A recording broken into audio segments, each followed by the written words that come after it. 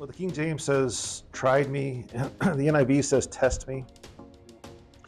The actual word from the Hebrew is when they would test a metal or purify a metal.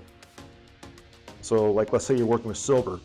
You throw the silver into a crucible and you heat it up until it becomes liquid, and all the impurities float to the surface and you scrape them off. That's what he's talking about, being tried. He's been put in God's crucible and refined by God. He's not talking about our earthly sleep here. He's talking about awaking in the afterlife.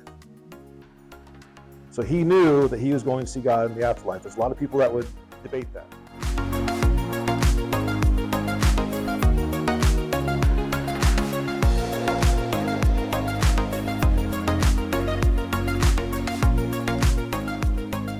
Good morning and welcome back to the Shasta Valley Christian Fellowship. We're back in the Psalms this morning, and I've only got one plan for us today. Mainly because the one after the Psalm 18 is a really long one. I don't want to try to tackle the two of them together. So it might be a short message today. Might get you out here early. Although, knowing us, being a preacher, it's I can be known to talk for a while. So let's go ahead and jump into it though. Psalm 17. Alrighty, we're in Psalm 17. This is a prayer of David. Verse 1. Hear me, Lord. I should also mention, I'm using the NIV, and I'm saying that for YouTube, because we're going to come to a verse down here towards the end that pretty much every translation has a different way of reading it, and it's real confusing. So the 2011. This is the 2011 NIV, which is actually, it reads it differently than the 84 version of the NIV. When we get to it, we'll talk about it, but Linda, yours is a King James, isn't it? it'll be completely different. As we read that verse, people are going to be going, huh? It doesn't say that, but we'll get to that when we get to it. Verse 1. Hear me, Lord, my plea is just. Listen to my cry. Hear my prayer. It does not rise from deceitful lips. Let my vindication come from you. May your eyes see what is right. Though you probe my heart, though you examine me at night and test me, you will find that I have planned no evil. My mouth has not transgressed. Though people tried to bribe me, I have kept myself from the ways of the violent, through what your lips have commanded. My steps have held to your paths. My feet have not stumbled. I call on you, my God, for you will answer me. Turn your ear to me and hear my prayer. Show me the wonders of your great love, you who save by your right hand, those who take refuge in you from their foes. Keep me as the apple of your eye. Hide me in the shadow of your wings, from the wicked who are out to destroy me, from my mortal enemies who surround me. They close up their callous hearts, and their mouths speak with arrogance. They have tracked me down. They now surround me with eyes alert to throw me to the ground. They are like a lion hungry for prey, like a fierce lion crouching in cover. Rise up, Lord, confront them, bring them down. With your sword, rescue me from the wicked. By your hand, save me from such people, Lord, from those of this world whose reward is in this life. May what you have stored up for the wicked fill their bellies. May their children gorge themselves on it, and may there be leftovers for the little ones. As for me, I will be vindicated, and I will see your face when I awake. I will be satisfied with seeing your likeness. So I'm not going to jump right to the end yet. Let's go work our way through it. Verse 1, he says, Hear me, Lord, my plea is just. Listen to my cry. Obviously, he's in a conflict here with somebody. We don't know exactly when he wrote this, but we're assuming it was when he was being chased by Saul. But whenever we get into a conflict, we always think that our side is the just side, right? We always think that we're the ones in the right. Pretty much any conflict, if you talk to either side, you're going to see that they both think that they're right. So how can he make that statement that his plea is right?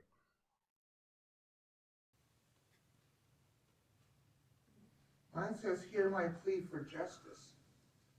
Okay, So he wants justice, he doesn't want just his way. right. That's a good way of putting it. And listen to my cry for help. Right. So as we see a little bit later on, he he's walking closer with God. So he's asking God to observe the situation and let God be the judge. Is what he's saying. It's not him he's not trying to play his own judge. He wants God to judge what's going on in the situation. Right. And here my prayer does not rise from deceitful lips.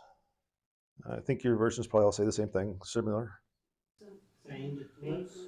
Yeah. I think he's like, I'm being honest. I'm not telling you lies. It's an honest prayer. He's crying out to God because he's hurting. And 3, pointing to God. Now you proved me. You visited me. You tried me. Mm-hmm. Found nothing. Verse 2, let my vindication come from you. May your eyes see what is right. So yeah, he wants the God to look in the situation, and he wants God to vindicate him in all that's going on. So his enemies might be throwing some slanderous things at him, trying to drag him down. But he knows that God sees what's right. Verse 3, though you probe my heart, though you examine me at night and test me, you will find that I have planned no evil. My mouth has not transgressed. What was your King James version on that? 3. Yeah. Thou hast proved mine heart. Thou hast visited me in the night. Thou hast tried me and shalt find nothing. I am purposed that my mouth shall not transgress. So, well, the King James says, tried me. The NIV says, test me. Yeah. The actual word from the Hebrew is when they would test a metal or purify a metal. So, like, let's say you're working with silver. You throw the silver into the crucible and you heat it up until it becomes liquid, and all the impurities float to the surface and you scrape them off. That's what he's talking about being tried. He's been put in God's crucible and refined by God.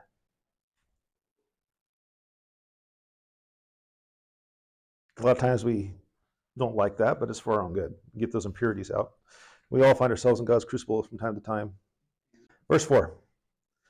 Though people tried to bribe me, I have kept myself from the ways of the violent through what your lips have commanded. I'm not sure what they were bribing him to do, but he feared God. So even when Saul was trying to kill him, he saw Saul as God's anointed king, and he would not lay a hand on Saul. Even he had plenty of opportunities to do it, to just kill Saul and be done with the whole thing, but he wouldn't do it because he saw Saul as God's anointed. My steps have held to your paths, my feet have not stumbled. I call on you, my God, for you will answer me. Turn your ear to me and hear my prayer. We all need to be of that thought that when we are calling on God, he will answer us. I think it's Paul that says a person that doesn't do that, if they just pray not expecting anything, that person is what it calls double-minded, and they shouldn't expect to get anything. So if you're praying not believing that you're going to receive it, you're probably not going to receive it. I'm seeing blank looks. I don't have the verse in front of me right now, so I can't pull it up to you. Verse 7, show me the wonders of your great love, you who saved by your right hand, those who take refuge in you from their foes. Basically, he's looking to God for his refuge. Nothing new there. Keep me as the apple of your eye, hide me in the shadow of your wings. The apple of your eye, this is most commonly believed to be the pupil, the very center of your eye. We used to have a saying, he is the apple of this guy's eye or whatever. It's not quite what he's getting at here. In this sense, we go through great lengths to protect the pupil of our eye. I mean, just our bodies themselves, we have the eyelid, we have lashes, we have the eye socket, that all this is in place. And if you're smart, you wear safety glasses when you're working around it because we want to really protect our vision. And that's what he's saying is protect me the way a person would protect the pupil of their eye. That's what he's saying. And then hide me in the shadow of your wings. It's a figure of speech. You think of like a mother hen protecting her children or her little chicks and stuff. That's what he's getting at. From the wicked who are out to destroy me, from all my mortal enemies who surround me. Again, he's just asking God for protection. They close up their callous hearts, and their mouths speak with arrogance. Again, this is just he's describing his enemies. And if he is talking about Saul, Saul does come across as somewhat arrogant in the Old Testament. Aren't we in the Old Testament? Yeah, okay, go in the Older Testament then. Back in 1 Samuel. This is they are enclosed in their own fat. Yeah. That's an interesting way of putting it. Yeah, with their mouth, they speak proudly.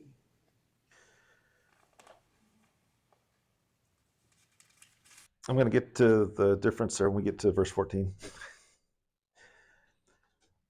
So they have tracked me down. Now they surround me with eyes alert to throw me to the ground. So he's in a pretty desperate situation. And there were times when Saul knew roughly where David was, and he had all of his troops around the area. But David managed to hide from him or evade him.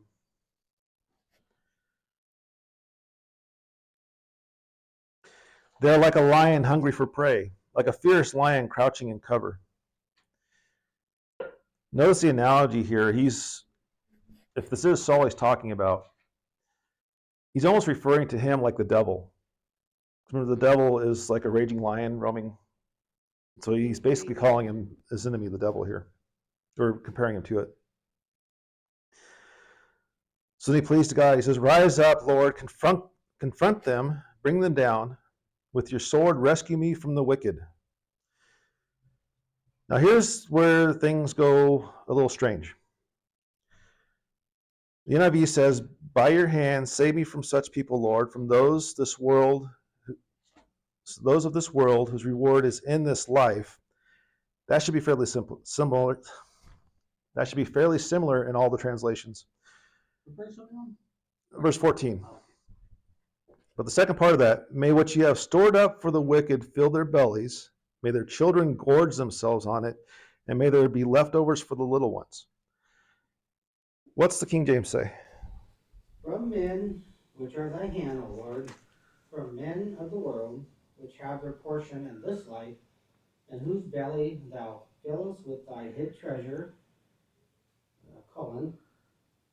they are full of children, and leave the rest of their substance to their babes. Okay, do we have anything else other than the King James or the NIV? Yeah, what do you got? But satisfy the hunger of your treasured ones. May their children have plenty.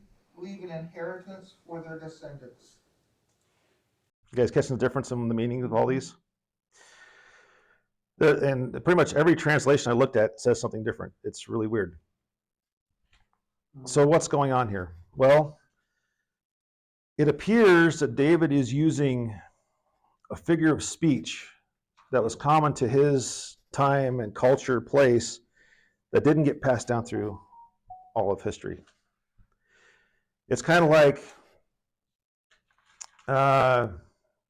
if you were to tell someone from Australia that your car battery was dead, they would look at you with a strange face because your battery was never alive. And they would say, "Do you mean your battery's flat?" It's like, no, it's not. It's still the same. Different terms for the same thing. If you're in England and you're getting ready to leave someplace, they say, "Well, put your stuff in the boot." You're like, Trunk. yeah, it's the trunk of the car. We have different words for different things. And so it appears that David was doing something different that we've lost through history. And so each translation of the Bible has tried to, out of the context of it, tried to put something in there that makes sense. I have a cross-reference. It's on the word children in 14. It took me to Job 10:18, and that's saying, wherefore, or in other words, why, Wherefore then hast thou brought me forth out of the womb? Oh, that I had given up the ghost, and no eye had seen me. Basically, Job again, that he'd never been born. Yeah. So this word that the King James translated to treasure and the NIV translated to store is only used once in the entire Old Testament. Apparently there's like 5 different Hebrew words they use for treasure, but this one's only used once. I don't know if that has anything to do with the trouble they're having. But the basic gist, there's like 3 different ways that people seem to look at this. One is that he wanted God to pour out his full amount of wrath on the wicked so that it went to their kids and their grandkids.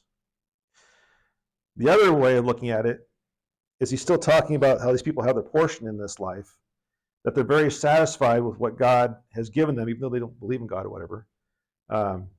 But they're very satisfied and they have enough for their kids and their grandkids. The third way is that he is switching thoughts halfway in there from thinking about his enemies to thinking about God's people.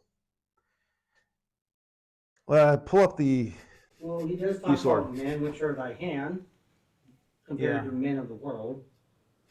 And it's not uncommon for a verse to have like 3 different voices. Yeah. Or And each one of sometimes- these, it could work. And this has no doctrinal relevance whatsoever. So don't stress about it. I'm just trying to explain why each person's version is a little different. That's weird. Well, Oh, okay. what is God's hidden treasure? It seems like one of them might just be the fact that he gives a woman's womb the ability to give to their children. So In some cases, he's closed the womb of people that didn't believe him. Yeah. He took it away the war, the heritage. Like Yeah. David's wife Michael. So this is the NIRV. This is like the kids' version of the NIV, but it was based on the 84 version, so it kind of follows that reading. So what this says is, Lord, by your power, save me from people like that. They belong to this world. They get their reward in this life. This is where he switches thoughts. He says, you satisfy the hunger of those you love. Their children have plenty, and those children store up wealth for their children. So he's switching the focus from the people of this world to God's people. That's what I've got too. So yeah, that's what I said. So depending which version you got, that's what it says, and that's the reason we don't really know the actual interpretation of it, is because it's been lost to time. And if you just read the thing in the Hebrew, it really doesn't make sense. That's why it's got to be the colloquialism, or what do they call that, where he's using maybe a slang for his area that we just don't get. But moving on from there, or maybe I shouldn't. Yeah, the wicked people of this world, they are living their best life now. You hear that term a lot. Yeah, Joel. Yeah, they want, and if you're living your best life now, there's a problem, because what's coming after this should be better. If what's coming after this is worse than what we got going on now, I'm not sure if you're going in the right place. Let's move on to verse 15. Because he's contrasting this now from the people who are living their best life now to what he has in store for him. He says, as for me, I will be vindicated and will see your face. When I awake, I will be satisfied with seeing your likeness. He's not talking about our earthly sleep here. He's talking about awaking in the afterlife. So he knew that he was going to see God in the afterlife. There's a lot of people that would debate that. But from this, Vindicated in that verse? yeah, it did. As for me, I will be vindicated. I don't have vindicated. Yeah, we So, have as face for me, in I will righteousness. behold thy face in righteousness. I'll say you're in the afterlife. You're doing that. I shall be I shall be satisfied when I awake with thy likeness. So, I'll behold your face in righteousness. That's probably the same thing. Yeah. Yeah, like So it's, we always feel bad, when someone's sick or facing death. But we got to remember, they're going to get to see Jesus way before us. And so we should be, I mean, Celebrating. we should be celebrating. That's why a lot of times we go, what we have, Christian funerals are celebrations of life. We're celebrating the person's life and they passed on, and they're, to use the old cliche, they're in a better place. Anyway, you guys have any other questions for Psalm 17? The apple of the eye. Yeah. I'm going to note here, it says, this is an example of dynamic equivalence. Like in that language, they would say it like this, but in our language, they would say it like that, but they mean the same thing. They just use different words. Yeah, we refer to the heart a lot of times when we're talking about emotional stuff. And they would refer to like the gut or the kidneys or something like that. The vowels. Yeah, the bowels, yeah. Apparently, it used to mean live, but now it's further down south. Okay. When you know your stomach is right here. Yeah. Yeah. All right, if there's no other questions, let's go ahead and end the video recording.